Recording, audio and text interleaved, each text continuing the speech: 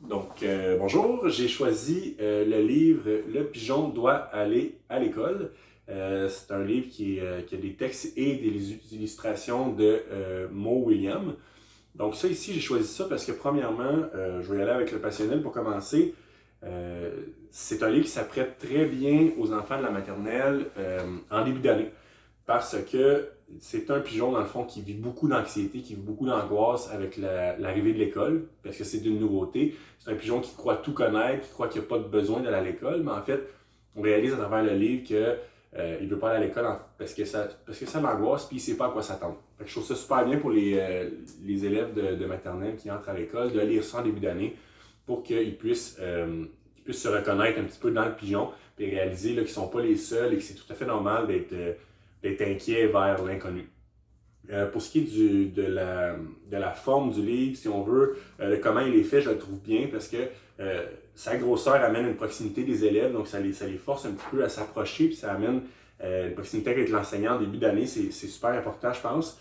Euh, Puis, il y a des belles couleurs, là. Le pigeon, on le voit souvent. Je peux montrer ça comme ça ici. Le pigeon, on le voit souvent, les pages sont colorées, sont de couleurs différentes. T'sais, on pourrait travailler les couleurs avec les élèves. Le texte est grand, le texte est assez grand, la police est grande, donc je peux, avec mon doigt, suivre, puis les enfants sont capables de comprendre où est-ce que je suis rendu, par exemple, dans mon mot.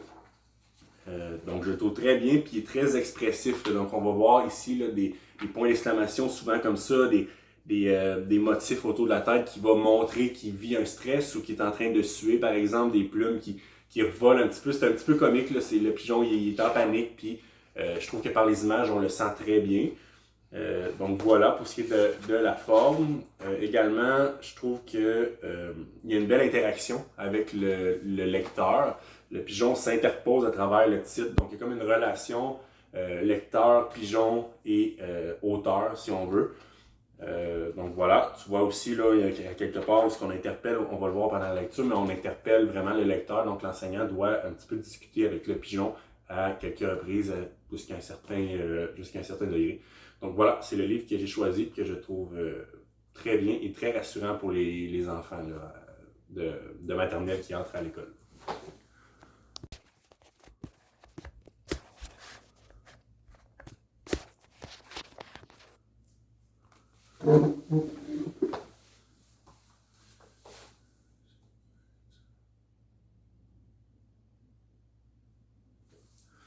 Donc, pour avant la lecture, ici, on a un livre qui peut être très bien présenté aux élèves. On peut leur poser beaucoup de questions sur uniquement ce qu'on voit sur la page couverture et sur la quatrième couverture. Moi, par exemple, avant la lecture, ce que je ferais, c'est que je leur posais la question, premièrement, l'expression du pigeon. Qu'est-ce qui a l'air de... Je demandais aux élèves, qu'est-ce qui a-tu l'air découragé, as-tu l'air content? Comment est-ce que vous le percevez? Après ça, je lirais le titre. Je lirais ici, j'essaierais de voir s'il y a tout le temps des élèves qui sont plus avancés en alphabet que d'autres. Fait que j'irais voir si quelqu'un qui remarque un petit peu, là, sans leur dire explicitement, mais voir si implicitement ils peuvent comprendre que le doigt ici, il est en majuscule. Qu'est-ce qu'on fait quand c'est en majuscule? Je vais le modeler pendant la lecture, mais je vais quand même aborder le sujet un petit peu.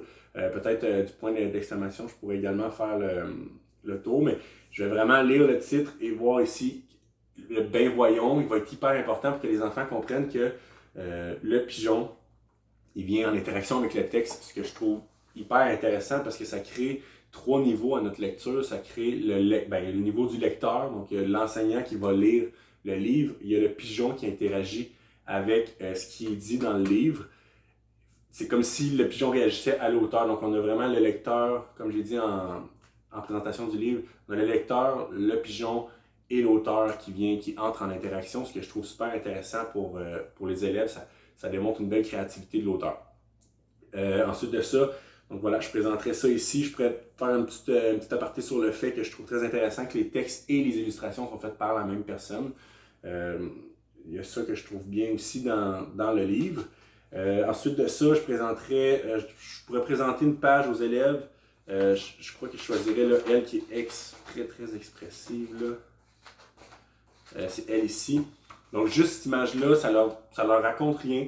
Ça leur dit juste, et il n'y a pas l'air de filer notre pigeon ici. Là. Qu'est-ce qui peut bien se passer? Qu'est-ce qui va arriver?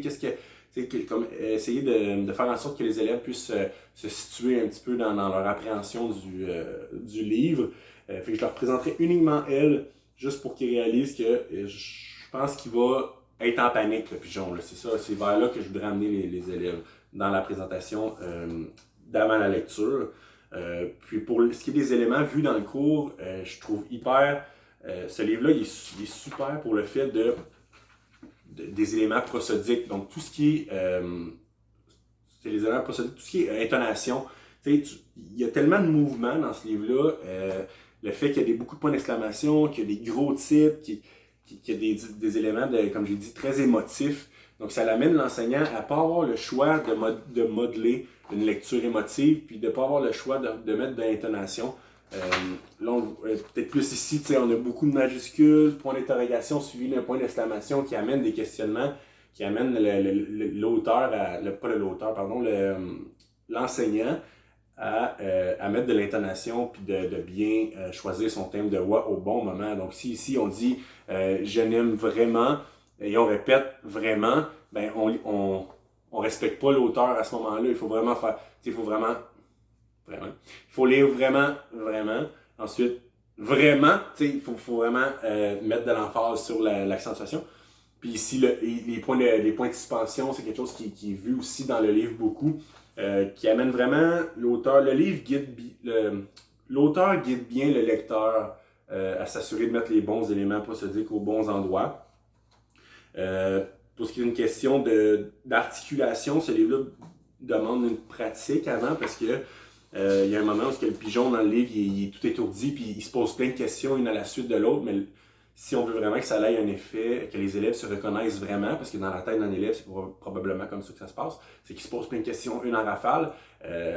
En tant que lecteur, on ne peut pas rater notre coup sur la lecture de ça, quitte à changer un mot, mais garder l'essentiel du message. Je pense que ce livre-là permet aussi une grande liberté au lecteur. Il y a un endroit, là on va le voir pendant la lecture, mais il y a un endroit où il pose une question à l'auteur, pas à l'auteur, au lecteur, donc à l'enseignant, puis l'enseignant doit répondre.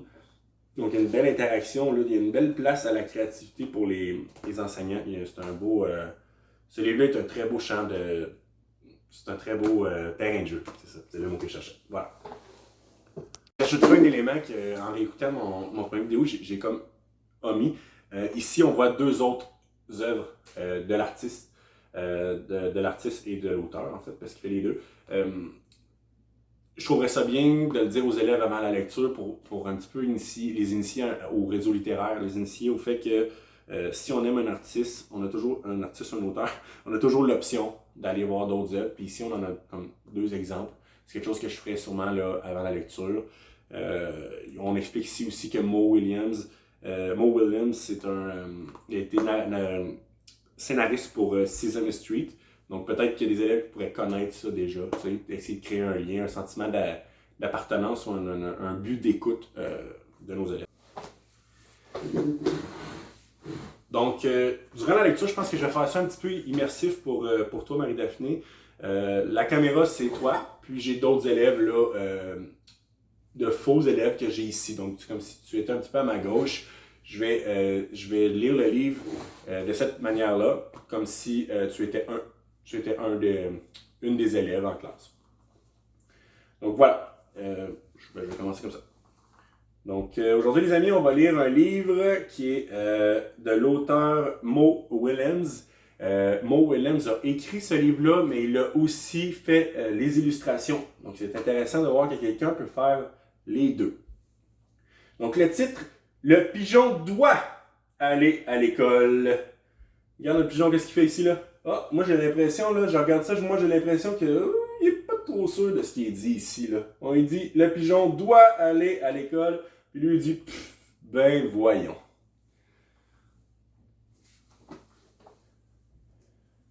Donc ici on a une classe vide, ah, qu'est-ce que ça me dit? Ça ressemble un petit peu aux classes qu'on a ici à l'école. Le pigeon doit... Attends, ne lis pas le titre, doit aller à l'école. Donc, le pigeon doit aller à l'école. Il n'a pas l'air de vouloir que je lis ce titre-là. Trop tard. Et flûte.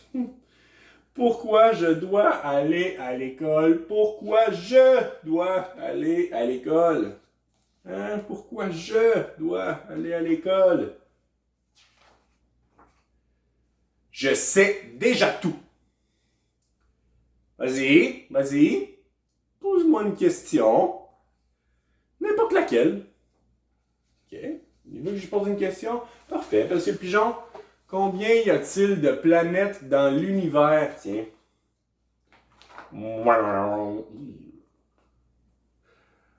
Il a pas l'air de savoir la réponse. Je regarde ça, là, puis il a pas l'air de le savoir, lui, là. Bon. Je sais presque tout. Hein? Je sais presque tout.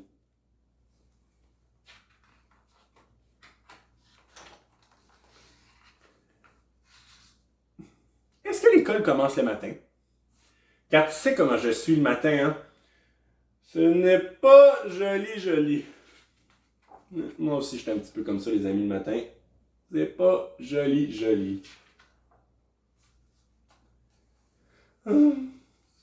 J'aimerais bien redevenir un petit pigeonneau. Un tout petit rikiki pétillot titi pigeonneau qui ne va pas à l'école. Regarde ça ici, là, il a des petites joues rouges, là, il n'a pas l'air content. Ici, je n'aime pas l'école. Ici, je n'aime vraiment pas l'école. Ici, je n'aime vraiment pas. Ici.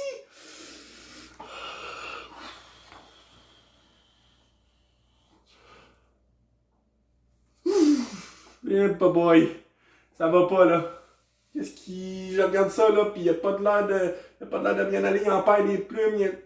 Il y a une expression qui est ici. Il a l'air de tout suer. Il a pas l'air bien, notre petit ami pigeon. Et si la maîtresse n'aime pas les pigeonneaux?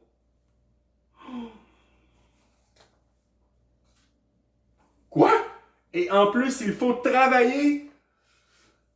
Il y a tellement de trucs à apprendre. La langue sortie. Il a pas l'air... il a l'air découragé, notre pigeon. Et si j'en... c'est en majuscule. Et si j'en apprenais trop? Ma tête pourrait exploser. Je me demande si ça se peut, ça, qu'on en apprenne trop pour que la tête explose. Je pense pas. J'ai peur. Il a peur. Il est tout petit dans la page. Il est seul. Que va-t-il se passer à l'école?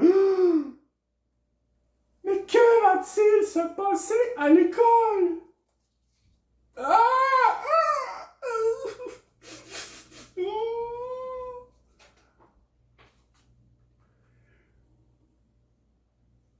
Et s'il y a des maths ou des chiffres, pourquoi y a-t-il des lettres dans l'alphabet? Je n'arriverai jamais à lire avec 7 œils. Et mon déjeuner? Qu'est-ce que les autres oiseaux penseront de moi? La peinture à doigts va-t-elle me coller sur les plumes? Et c'est quoi le délire avec le cartable? Je suis si fragile. L'inconnu m'angoisse, mon pote.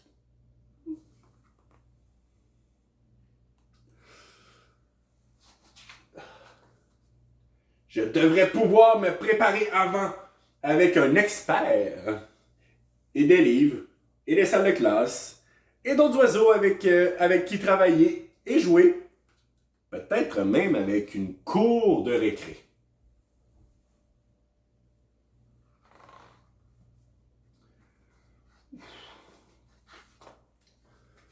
Oh! Ding, ding, ding! C'est ça, l'école. C'est ça, c'est déjà. Hein? Qu'est-ce qu'il vient de dire? Il aurait aimé se préparer. Hein? C'est si je pouvais avoir un expert pour me préparer, des livres. Puis là, c'est déjà ça, l'école. C'est déjà une préparation. Pff. Et comment je suis censé m'y rendre? Hein? Comment je vais à l'école? Comment je m'y rends? C'est quoi ça? C'est quoi ça? Oh, il est tout mêlé. Et là, poussez-vous, chaud devant, le pigeon doit aller à l'école. Il y va. Je regarde ça là, il a l'air content pas mal. Ah, et la classe. Ça, c'est la même classe que j'ai vue tantôt. Oui, c'est la même classe que j'ai vue. On a notre petit pigeon ici avec d'autres animaux. Ils ont l'air contents d'être là. Voilà, les amis.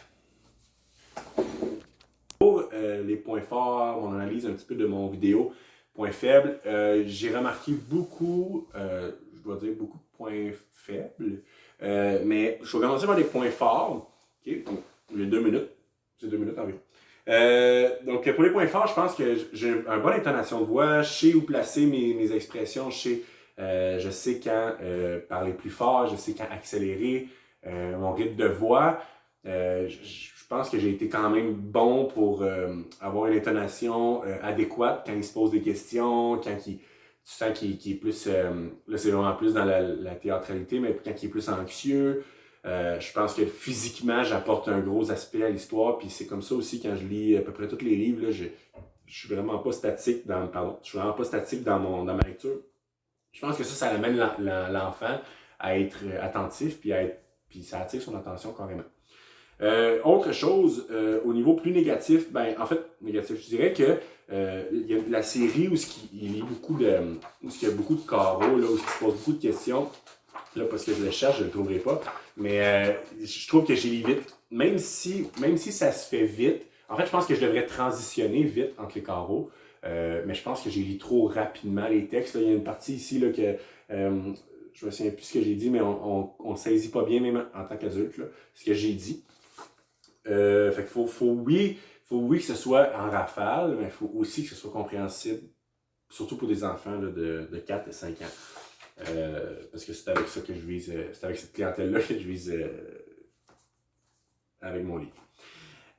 Autre chose, il y a des moments où j'ai manqué une occasion de pointer, je dirais, là, à tellement, un long tellement que je ne pointe pas. Ici, tellement de choses à apprendre, je lis puis je suis comme ça. Donc, j'aurais vraiment pu, tu sais, je l'ai fait un petit peu pour le ça, là. C'est quoi ça pour l'autobus, mais là, pardon, ce serait vraiment de le suivre. Puis, tu sais, il y a même de l'intonation, là, tellement, tu sais, je pourrais comme leur en modeler un petit peu plus. Il y a des fois, j'ai répété certaines phrases, c'était vraiment juste pour la théâtralité. Je sais pas, moi je suis d'accord avec ça. Je sais pas à quel point c'est recommandé ou pas. Le wa, c'est quoi ça? J'ai dit A au lieu de A. J'ai certains A que je dis A au lieu de A.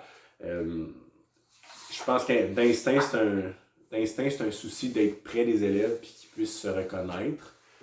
Parce qu'au Québec, on a un petit peu cet accent-là dit de cette façon-là, mais je pense qu'il faut quand même modeler une lecture adéquate dans l'intonation puis dans l'accent des mots, puis un petit peu d'enrichir le vocabulaire des enfants, puis le parler, s'assurer d'avoir un langage là, le moins familier possible. Autre chose, à part ça, je pense que ça a quand même bien été. J'ai pas vu venir à un moment donné, là, ah oui, c'est ça, j'ai posé une question aux élèves au moment où il dit Ah, c'est ça l'école. Là, j'ai dit aux élèves. J'ai dit, mais qu'est-ce qu'il vient de nous dire?